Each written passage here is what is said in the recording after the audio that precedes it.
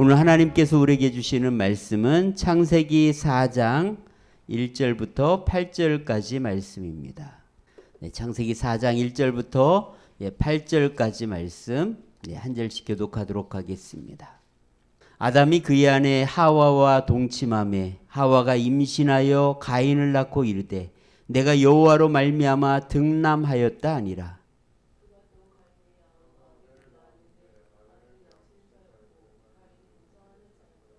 세월이 지난 후에 가인은 땅의 소산으로 제물을 삼아 여호와께 드렸고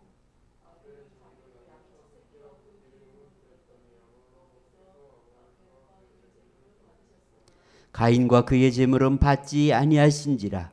가인이 몹시 분하여 안색이 변하니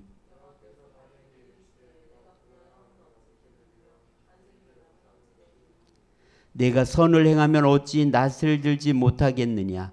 선을 행하지 아니하면 죄가 문에 엎드려 있느니라. 죄가 너를 원하나 너는 죄를 다스릴지니라. 그의 아우 아벨에게 말하고 그들이 들에 있을 때 가인이 그의 아우 아벨을 쳐 죽이니라. 아멘. 성경은 아담과 하와가 선악과를 따먹은 후 모든 인간에게 원죄가 생겼다고 말을 합니다. 그런데 동양 사람들은 인간은 선하다고 생각하기 때문에 이 원죄를 잘 받아들이지 못합니다. 나는 특별한 잘못이 없다는 거예요. 그냥 착하게 살면 되지 뭐 꼭 예수를 믿어야 되냐 이렇게 말을 합니다. 이어령 교수가 최근에 쓴 메멘토 모리에 보면은요, 인간의 죄성에 대해서 이렇게 말하고 있습니다. 일본 기독교 사상가인 우찌무라 간조가 일본의 첫 신자가 된 후에 기독교 국가인 미국을 동경했습니다. 그래서 신학을 공부하기 위해서 미국에 갔는데 미국에 일본보다 도둑과 강도가 더 많은 거예요. 오히려 기독교 국가라고 하는 미국이 더 악한 것처럼 보인 거예요.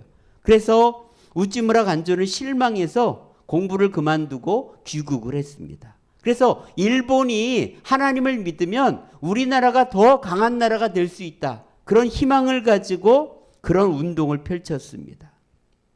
근데 여러분 그것은 착각이었어요. 일본은 미국보다 범죄율은 낮지만 일본이 얼마나 악한지 여러분 아십니까? 중일 전쟁 때 중국 남경에서요 6주 동안 무려 30만 명의 사람들을 학살하는 악을 행한 나라가 일본입니다. 식민지 조선에 와서는요 온갖 나쁜 짓을 다 했고 그리고 위안부를 동원했습니다. 그런데 아직까지도 성노예가 아니다면서 끝까지 사과하지 않고 있습니다.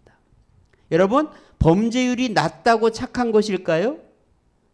잘못을 하고도 사과하지 않는 게 더 악한 게 아닐까요? 사람들은 흔히 600만 유대인이 아우슈비츠에서 학살당할 때 신은 어디 있었냐 그렇게 묻습니다.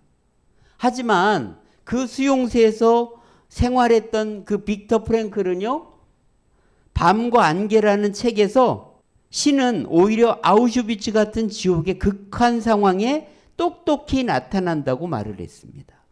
극한 상황에서 보니까 그렇게 착한 사람들이 악한 사람이 되고 오히려 악했다고 봤는데 그 사람들 마음에도 착한 마음이 있던 것을 발견한 것입니다. 세계적으로 화제가 된 드라마 오징어 게임에도 보면은요, 인간은 극한 상황에 놓였을 때 자기의 본 모습이 드러난다는 것을 우리에게 보여주고 있습니다. 성경을 보면은요, 하나님을 떠난 인간은 얼마나 악한지 극한 상황에서 자기 자식도 잡아먹는다는 거예요. 열왕기하 6장 28절 29절에 보면은 아람 왕 베나닷이 쳐들어와서 사마리아를 포위했습니다. 먹을 게 없어요. 그러니까 결국은 서로 이웃집하고 상의를 합니다. 오늘은 내 아들 잡아먹고 내일은 네 아들 잡아먹자. 그래서 실제로 자기 아들을 잡아먹었다는 거예요. 그리고 다음날 이제 네 아들을 잡아먹자 했더니 그 아들을 숨겼어요. 이 사람이요 왕에게 찾아가서 하소연을 합니다. 아니 이렇게 나쁜 놈이 있습니까? 약속을 했으면 약속을 지켜야지 하면서 자기 사정을 이야기하자 왕이 너무나 안타까워서 자기 옷을 찢었다는 그런 이야기가 나옵니다. 여러분 이게 인간이에요. 착한 것 같지만 그 마음에는요, 극한 상황이 되면 악이 드러나게 된다는 거죠. 산업혁명 이후에 살기 좋아지니까 사람들은 지구에 유토피아를 건설할 수 있다고 생각을 했습니다. 그때가 기독교가 역사상 가장 큰 위기를 맞은 때입니다. 왜요? 천국은 이제 필요 없다고 생각하기 때문이죠. 하나님도 필요 없는 거죠. 과학기술로 얼마든지 죽음을 극복할 수 있고 이 세상에 낙원을 만들 거라고 장담했기 때문입니다. 그런데 여러분, 그게 착각이라는 것이 증명됐습니다. 어떻게 해요? 세계 1차 대전과 2차 대전이 일어나면서 자기 목적을 위해서는 사람을 죽이는 것을 하나도 눈 하나 깜빡이지 않는 존재가 인간이라는 것이 드러난 것이죠. 여러분, 이 지구상에 자신의 종족을 죽이는 존재는 오직 사람밖에 없다고 말하지 않습니까? 지금 우크라이나와 러시아도 전쟁으로 인해서 얼마나 많은 사람들이 무고하게 죽어가고 있습니까? 여러분, 제가 극단적인 예를 든 것 같지만 인간의 마음 속에는요, 두 가지가 늘 존재한다는 것을 기억해야 돼요. 하나는 하나님의 형상으로 지어졌기 때문에 양심과 도덕과 선한 마음을 따라 살려는 마음이 존재합니다. 그러나 또 하나는 선악과를 따먹은 후 죄를 알게 되었어요. 그래서 원죄가 생겼고, 그래서 사람들은 악한 마음, 더러운 마음, 죄성을 가지고 살게 됩니다. 그래서 사람들이 이 두 가지 마음 사이에서 이 자유의지를 사용해서 선택하면 살고 있는 거예요. 어떨 때는 선하게 살다가도 어떨 때는 악하게 산다는 것입니다. 이 세상의 성경만이 죄가 어떻게 시작됐는지를 분명히 알려주고 있습니다. 하나님이 만든 이 세상에 죄나 악은 존재하지 않았습니다. 그런데 뱀을 가장한 사탄에게 속아서 선악과를 따먹으면서 인간은 죄에 빠졌고 죄의 늪에 빠진 것입니다. 그 결과 인간의 마음에는요, 죄성이 생긴 거죠. 원죄라고 하죠. 그리고 육신은 죽음을 이제 유전받게 되는 것입니다. 여러분, 인간이 죽는다는 것은 당연한 게 아니에요. 원죄의 결과라고 성경은 말하고 있습니다. 원죄가 없다고 생각하는 사람들은 인간이 왜 죽는지를 증명해 줄 수 있어야 돼요. 아담과 하와는 선악과를 따먹은 후 천지가 개벽하는 변화를 경험했습니다. 자존감이요, 자존심으로 바뀌었고, 아름다움이 부끄러움과 수치심으로 변질되었습니다. 그렇게 좋던 하나님을 피하기 시작합니다. 이게 바로 인간이 죽었다는 증거입니다. 그리고 하나님의 말씀을 어겼으면 빨리 용서를 구해야 되는데 어떻게 해요? 핑계를 대고 두려워 숨죠. 또 그리고 자기가 사랑하는 아내에게 책임을 돌립니다. 또 하나님이 주신 이 여자 때문에 하나님 탓이라는 거예요. 자기가 잘못한 것은 생각하지 않고 모든 게 다 하나님의 탓이라는 그런 착각에 빠지는 것을 볼 수가 있습니다. 나치의 만행을 조사하고 기록하고 보관하는 비젠달 센터가 미국의 LA에 있습니다. 거기에 가면은 어떤 할머니가 아우슈비츠에 있으면서 본 것을 쓴 편지가 있다고 합니다. 어떤 젊은 부인이 태어난 지 얼마 안 되는 아기를 안고 있었어요. 그런데 이 독일 군인이 그 아기를 달라고 하더니 축구공처럼 발로 뻥 찼습니다. 피투성이 아기는 바로 죽어버렸습니다. 그리고 군인은 자기의 구두에 묻은 피를 그 어머니에게 브라우스를 찢어서 닦으라고 했다는 겁니다. 그 할머니가 편지 끝에 이렇게 썼습니다. 그때부터 나는 하나님을 부인하기 시작했다. 하나님이 계신다면 어떻게 이런 일이 일어날 수 있나? 여러분, 사람들은 인간이 악한 원인을 하나님께 돌리려고 합니다. 하나님 탓일까요? 아닙니다. 선악과를 따먹은 후 모든 인간은 죄인이 된 그 결과일 뿐입니다. 그래서 여러분, 내 안에는 하나님께 불순종하고 하나님께 반역하는 성향이 있다는 것을 잊지 말아야 돼요. 하나님을 떠나서 양심의 소리를 듣지 않으면 우리는 죄의 장아찌처럼 살 수밖에 없다는 것을 기억해야 합니다. 여러분, 그래서 모든 인간은 인간답게 살기 위해서는 반드시 하나님을 찾아야 합니다. 그리고 내가 왜 살아야 되는지를 알기 위해서도 나를 만드신 분께 물어봐야 돼요. 그래서 하나님을 찾아야지만 내가 왜 살아야 되는지도 알 수가 있는 것입니다. 종교를 릴리전이라고 하죠. 릴리전, 이것은 다시와 그 다음 리그, 묵다, 이 두 가지 말이 합쳐진 말입니다. 그럼 종교는 뭐냐? 바로 다시 묵는 거예요. 선악과를 따먹음으로 인해서 하나님과 그 끊어진 관계를 다시 잇는 것, 그걸 갖다가 뭐라고 하냐면 그걸 바로 종교라고 하는 것입니다. 아담과 하와는요, 선악과를 따먹은 후 에덴 동산에서 쫓겨나고 큰 절망을 경험합니다. 그런데 임신을 하여서 가인을 이제 낳으면서 다시 희망을 얻게 돼요. 왜냐하면 하나님께서 뭐라고 약속하셨어요? 여자의 후손이 사단의 머리를 상하게 한다고 약속했기 때문에 아마도 이 가인이 바로 그런 역할을 하지 않을까 희망을 가졌던 것 같아요. 그래서 가인을 낳고 이렇게 말합니다. 내가 여호와로 말미암아 득남하였다. 여호와로 말미암아, 바로 하나님으로 말미암아 회복의 역사가 일어나기를 기대하는 그런 희망의 마음을 품고 있는 것입니다. 여러분, 이 세상의 모든 깨어진 것은 하나님으로 말미암아 회복이 됩니다. 하나님께 매어 달리면 모든 것은 회복되게 되어 있습니다. 우리가 왜 새벽을 깨우면서 기도해야 될까요? 바로 우리를 회복시키시기를 원하시는 하나님께로 나아가는 것입니다.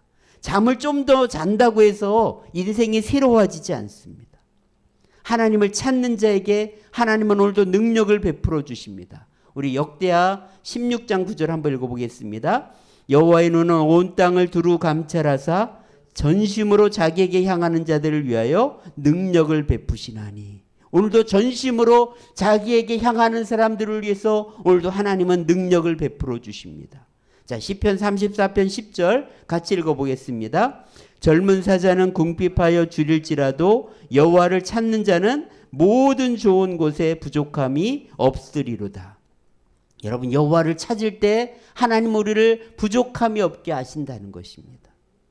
그래서 하나님으로 말미암는다는 것을 잊지 말아야 돼요. 내가 열심히 해갖고 되는 게 아니에요. 결정적인 것은요, 하나님께 달려있음을 늘 잊지 말아야 됩니다. 자, 이렇게 가인과 아벨을 낳았습니다. 성경에는 아담과 하와가 둘을 낳은 것으로만 기록되어 있지만 사실은 더 많이 낳았을 거예요. 1700년대 세계에서 가장 많은 아이를 낳은 여자가 러시아 사람인데 몇 명을 낳는지 알아요? 한 명이? 네, 27번을 출산해서 69명을 낳았다고 합니다. 아담은요, 무려 930세를 살았죠? 그러니까 몇 명이나 낳았을까요? 뭐 적어도 50명, 100명 이상의 자녀를 낳았을 거라 생각됩니다. 그러니까 여러분, 세계 인구가 급속하게 퍼질 수가 있는 거예요. 물론 성경에는 가인과 아벨의 이름만 적혀 있지만 사실 두 사람만 낳은 것은 아닙니다. 그렇지만 우리는 거기에만 집중하면 좋겠죠?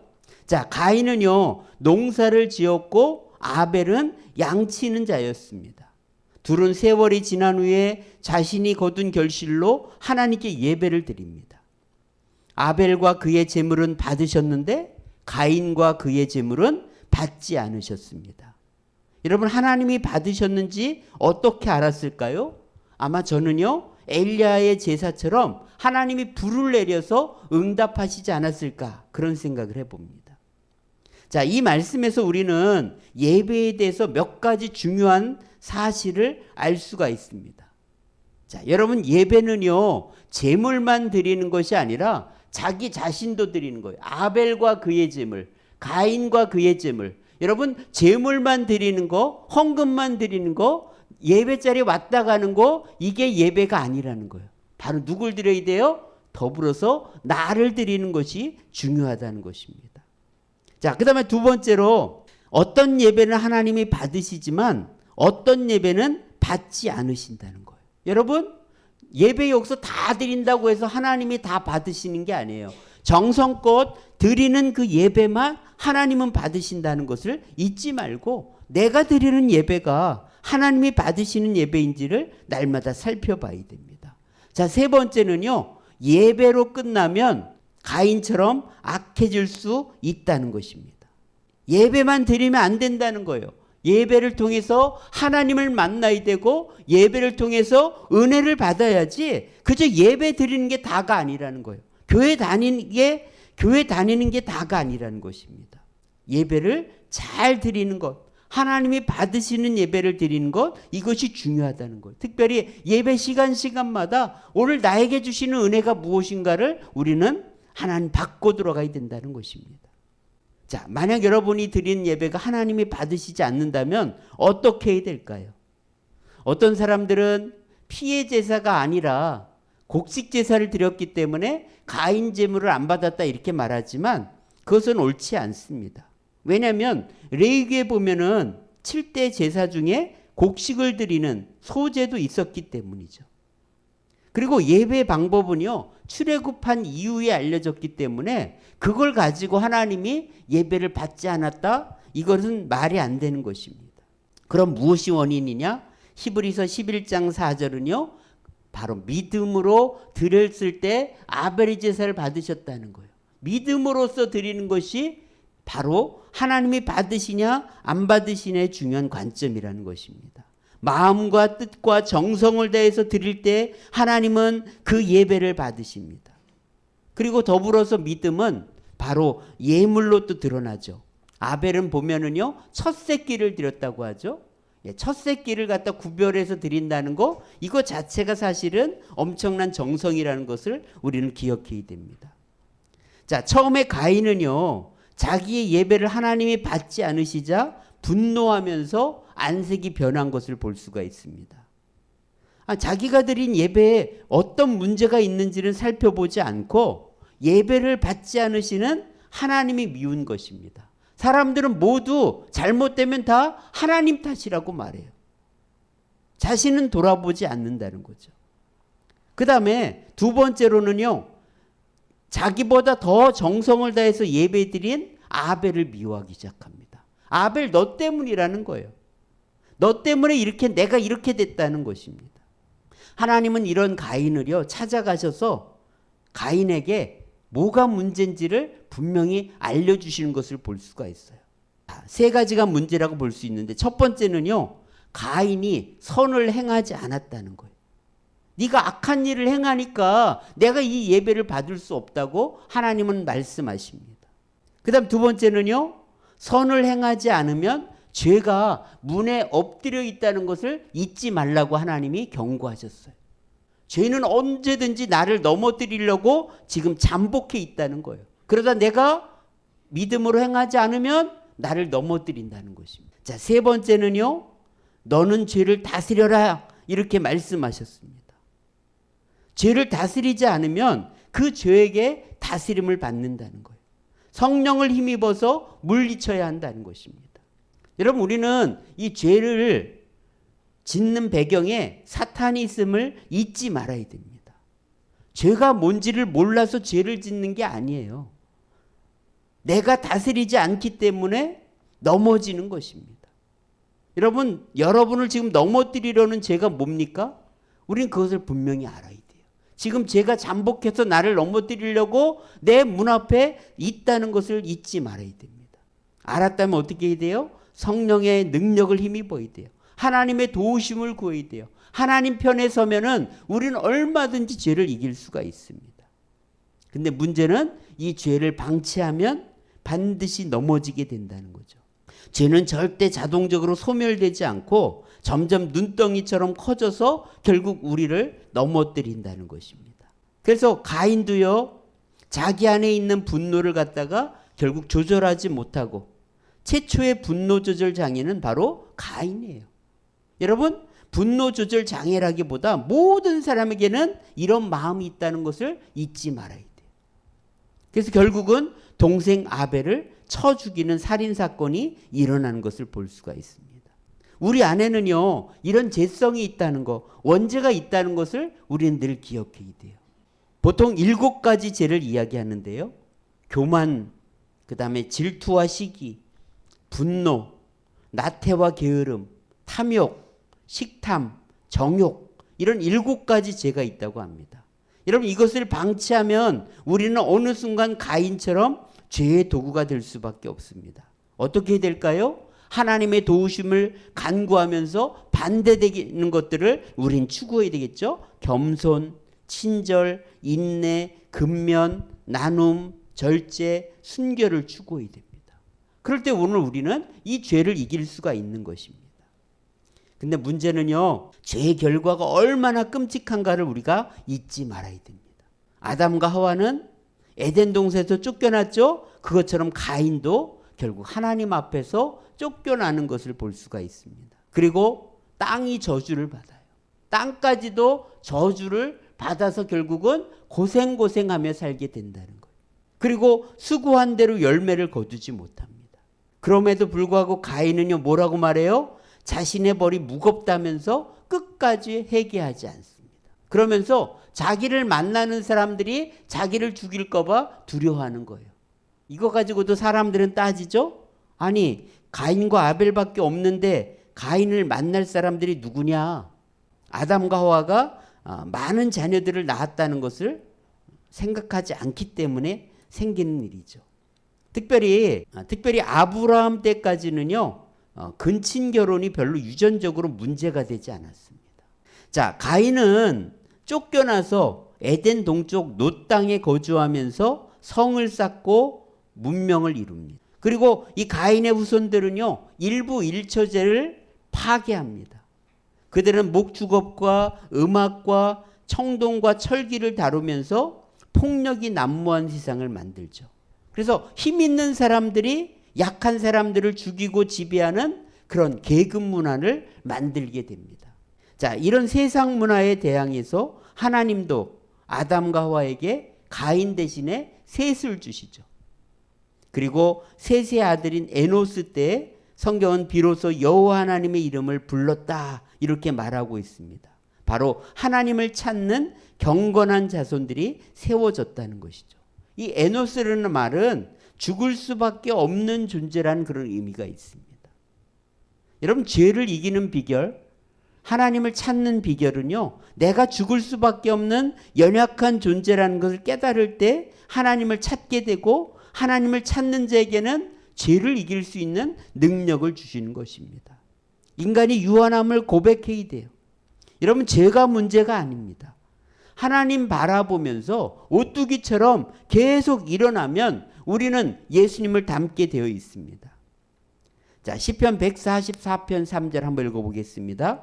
여호와여, 사람이 무엇이기에 주께서 그를 알아주시며 인생이 무엇이기에 그를 생각하시나이까. 여러분, 인간은 별게 아니라는 걸 깨달아야 돼요. 인간은 어리석고 연약하다는 걸 깨달아야 됩니다. 우리 안에는 죄성이 있고 우리는 죽을 수밖에 없는 연약한 자라는 걸 깨달을 때 우리는 하나님을 찾게 되고 하나님을 의지하게 되고 우리는 하나님의 자녀답게 살 수가 있습니다. 그래서 날마다 하나님 나를 도와주십시오. 내 힘으로 안 됩니다. 하나님 붙들어 주십시오. 나에게 지혜를 주십시오. 은혜를 주십시오. 이렇게 간구하며 나갈 때 우리를 도우시는 하나님, 오늘도 살아계신 하나님을 경험하게 되고 만나게 되고 또 하나님이 도우시는 큰 능력을 체험하는 복된 삶이 될 줄 믿습니다.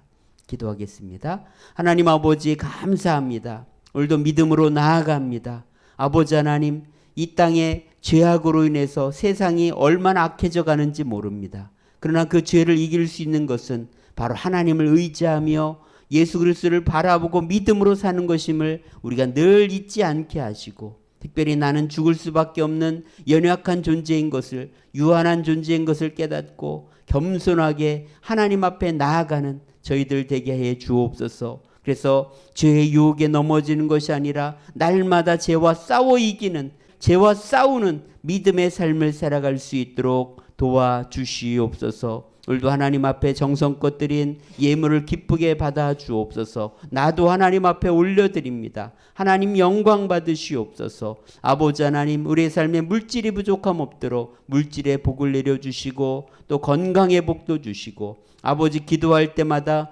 주님 은혜를 내려 주시옵소서. 우리 구주 예수님의 은혜와 하나님의 크신 사랑과 성령의 충만 인도와 함께 하심이 믿음으로 살기로 죄를 다스리는 자가 되기로 소망하는 우리 모두에게 이제로부터 영원까지 함께 하시기를 간절히 축원하옵나이다. 아멘.